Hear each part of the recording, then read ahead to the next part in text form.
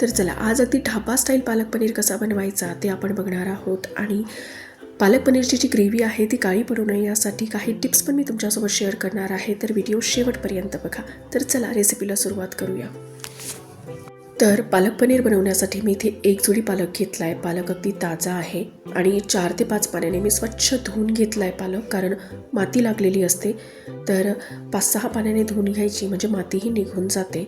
आता सगळ्यात महत्त्वाची स्टेप आहे ते म्हणजे पालक बॉईल करणं. तर पालक बॉईल करण्यासाठी मी एका पातेल्यामध्ये पाणी घेतलं आहे, त्यात चवीनुसार मीठ घातलं आहे आणि थोडीशी साखर घातली आहे. तर थोडीशी साखर घातल्यामुळे ना पालक हा जो आहे तो काळा पडणार नाही. दुसरी महत्त्वाची टिप म्हणजे पालक आपल्याला फक्त 5च मिनटं बॉईल करून घ्यायचा आहे, जास्ती ओव्हरकुक करायचा नाही आहे. कारण पालक हा जर जास्ती बॉईल झाला तर मात्र काळा पडतो. तर त्यामुळे फक्त 5 मिनटं मीडियम फ्लेमवरती मी पालक हा बॉईल करून घेतलेला आहे. तर पालक आता बॉईल झाला आहे आणि एका बाउलमध्ये मी थोडं थंड पाणी घेतलं आहे आणि त्यामध्ये थोडे आईस क्यूब घेतलेत आणि पालक हा यामध्ये आपण थंड करून घेऊया. तर पालक आता थंड झालेला आहे. आता आपण मिक्सरच्या जारमध्ये घालून घेऊ आणि पालक ग्राइंड करून घेऊ. तर यासोबत मी 2 लसणाच्या पाकळ्या, 2 ते 3 लसणाच्या पाकळ्या, थोडी अद्रक आणि 5-6 हिरव्या मिरच्या घेतल्यात. तर मिरचीचं प्रमाण तुम्ही तुमच्या आवडीनुसार कमी जास्ती करून घ्या आणि आपल्याला याची आता फाईन पेस्ट करून घ्यायची आहे. तर अगदी थोडंसं पाणी घालून याची मी पेस्ट करून घेतलेली आहे. तर बघा, या पद्धतीने आपल्याला याला अगदी फाईन असं ग्राइंड करून घ्यायचं आहे. तर चला आता पुढची तयारी करू. आता एका नॉनस्टिक कढईमध्ये मी तेल टाकून घेतलं आहे आणि ते व्यवस्थित असं पसरवून घेतलं आहे कढईला. आता यामध्ये आपण पनीर जे आहे ते थोडंसं फ्राय करून घेणार आहोत. तर याला डीप फ्रायसुद्धा तुम्ही करू शकता, पण मी इथे अगदी कमी तेलामध्ये शॅलो फ्राय करून घेतली आहे. तर हलकासा पनीरचा रंग बदलेपर्यंत आपल्याला याला फ्राय करून घ्यायचं आहे. आता थोडंसं कोमट पाणी घेतलं आहे, त्यामध्ये मीठ घातलं आहे आणि आता आपण पनीर टाकून देणार आहोत. म्हणजे याने आपलं जे पनीर आहे ते हार्ड होणार नाही, ते अगदी सॉफ्ट राहील आणि पनीरला छान अशी टेस्टसुद्धा येते मिठाच्या पाण्यामुळे. आता त्याच तेलामध्ये मी थोडंसं बटर घातलं आहे. इथे तुम्ही तूपसुद्धा घालू शकता, म्हणजे जे तुम्हाला आवडतं ते तुम्ही यूज करू शकता.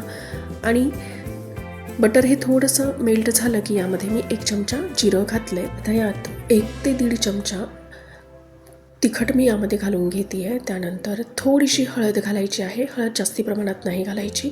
आणि अर्धा ते 1 चमचा मी यामध्ये धनी पावडर घातलं आहे. तर आता याला व्यवस्थित असं मिक्स करून घ्यायचं आहे आणि मीडियम फ्लेमवरती जे करायचं आहे, म्हणजे मसाले जे आहे ते जळणार नाहीत. आणि लगेच यामध्ये आपण पालकची जी ग्रेव्ही केली आहे ती टाकून देऊ. तर तुम्ही बघू शकता की पालक हा किती हिरवा आहे, अजिबात त्याचा रंग बदललेला नाही आहे. तर आता या मसाल्यांसोबत पालक आपण 2-3 मिनटासाठी शिजवून घेणार आहोत. फार जास्त शिजवायचं नाही आहे, कारण ऑलरेडी आपण पालक हा बॉईल करून घेतलेला आहे. तर थोडंसं त्याला तेल सुटलेलं आहे. आता यामध्ये आपण पाणी घालून घेऊ. तर जशी ग्रेव्ही तुम्हाला आवडते त्यानुसार तुम्ही पाणी हे ॲडजस्ट करून घ्या. तसं पालक पनीरची जी ग्रेव्ही आहे ती थोडीशी मीडियमच असते, फार पातळ ग्रेव्ही नाही चांगली लागत.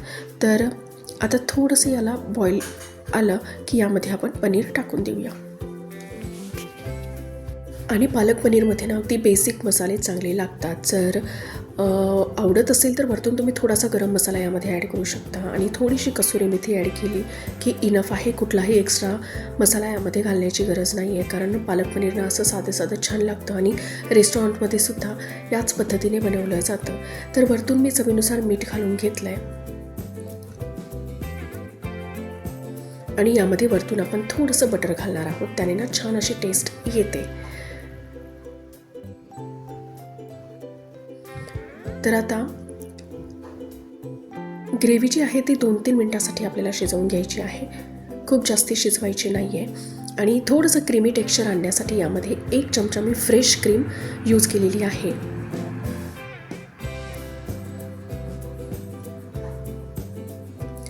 तर अगदी ढाबा स्टाईल पालक पनीर आपलं बनलेलं आहे. फार टेस्टी झालेला होता. तर एकदा नक्की या पद्धतीने पालक पनीर तुम्ही बनवून बघा.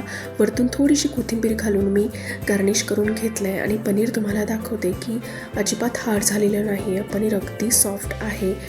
तर या टिप्स तुम्ही जर फॉलो केल्या तर अगदी परफेक्ट असं पालक पनीर तुम्ही घरामध्ये बनवू शकता. तर आजची रेसिपी जर तुम्हाला आवडली असेल तर प्लीज व्हिडिओला लाईक करा आणि व्हिडिओ हा तुमच्या फॅमिली आणि फ्रेंड्समध्ये होईल तेवढा शेअर करा. जर माझ्या रेसिपीज तुम्हाला आवडत असतील तर प्लीज माझ्या चॅनलला सबस्क्राईब करा. चला तर भेटूया नेक्स्ट व्हिडिओमध्ये नेक्स्ट रेसिपीसोबत.